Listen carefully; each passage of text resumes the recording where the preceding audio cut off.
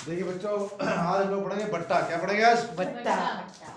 आज क्या पढ़ेंगे? बट्टा। जिसे डिस्काउंट बोलते हैं। क्या बोलते हैं? जैसे हम कोई भी शर्ट लेकर आते हैं या पैंट लेकर आते हैं या बैग लेकर आते हैं तो दुकानदार हमें 300 रुपये बताता है। कितना? 300 या 500। तो हम उससे पूछते हैं कि इस पर डिस्काउंट कितना है। क्या पूछते हैं? डिस्काउंट कितना है। अगर 300 की कोई चीज़ है, कितने की है? 300 और उस पर 20% का डिस्काउंट है। कितना है? 20%। तो वो कितने में मिलेगी?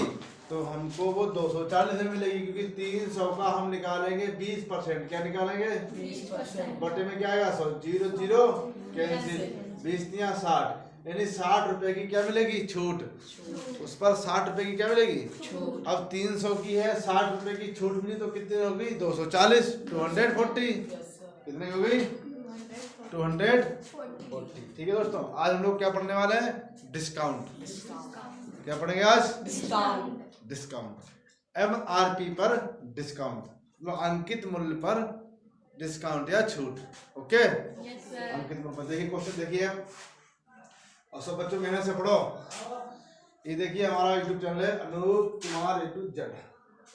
यहाँ एक वस्तु का अंकित मूल्य 500 रुपया है। कोई भी वस्तु कितने की है? 500 रुपए की। कोई भी वस्तु कितने रुपए की है? 500। अंकित मूल्य 500 रुपया, वह 10% बट्टे पर बेची गई है, 10% छूट पर बेची गई है। 500 रुपए की कोई चीज थी, वस्तु, उसे 10% छूट पर बेची गई है।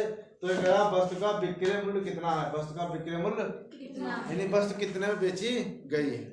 वस्तु कितने में बेची गई है। देखिए बच्चों, अगर आप निकालेंगे कितने में बेची गई, विक्रय मूल्य निकालेंगे। क्या निकालेंगे?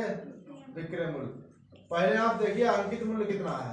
क्या देखना है आपको? अंकित मूल्य, यानी अंकित मूल्य उस वस्तु पे मूल्य पड़ा कितना है? 500। अंकित मूल्य कितना है? 500।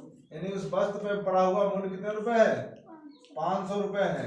और छूट कितने परसेंट की है? 10। उस पर छूट कितने की है? 10% की। अब देखिए अंकित मूल्य क्या होता है? अंकित मूल्य बराबर विक्रय मूल्य बराबर विक्रय मूल्य बराबर। सबसे पहले जो हमने खरीदा है अंकित मूल्य वो यहाँ लिखेंगे 500 रुपए। अंकित मूल्य कितना है? 500 रुपए। ठीक है, गुणा जिस पर हमें छूट मिलती है।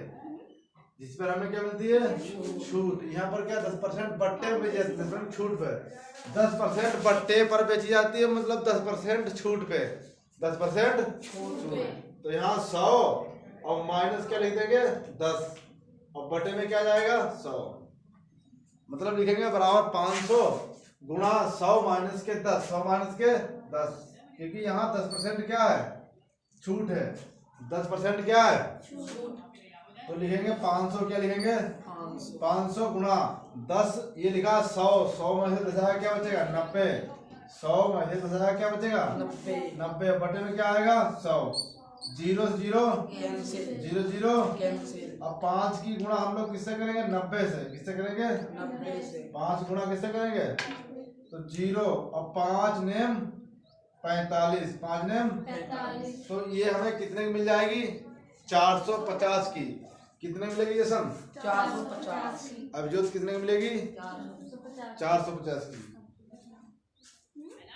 आशीष पाल कितने की मिलेगी? 450 की।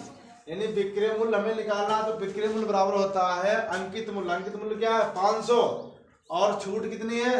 10%। छूट कितनी है? 10%। तो 100 माइनस के 10 बटे कितना आएगा? 100। यहाँ लिखेंगे 500 और 100 में से आएगा 10, तो कितना बचेगा? 90। 0 0 कैंसिल, 0 0 कैंसिल। 5 की गुणा 90 से करेंगे तो कितना आएगा? 450। तो कोई वस्तु कितने में बेची गई है? 450। 10% की छूट मिली है, तो वो हमें कितने मिलेगी? 450। ओके, अगला क्वेश्चन देखिए, मिटा दें? Yes sir. नोट कर लिया? Yes sir. आगे देखिए, अगला क्वेश्चन देखिए। सोचिए अगला क्वेश्चन क्या है। एक घड़ी का विक्रय मूल्य 420 रुपए है। एक घड़ी का विक्रय मूल्य 420 रुपए है। एक घड़ी 420 में बेची गई है, वह 25% बट्टे पर बेची गई है। वह कितने बेची गई है? 25% बट्टे पर। घड़ी का अंकित मूल्य क्या है? यानी घड़ी कितने में खरीदी गई थी, घड़ी पे कितने रुपए पड़े थे। जो घड़ी पे रेट पड़ा होता है MRP, यस सर। अरे रेट नहीं पड़ा होता है यस सर तो रेट निकालना है कितने रुपए पड़े थे कि वो 400 में बेची गई है तो बिक्री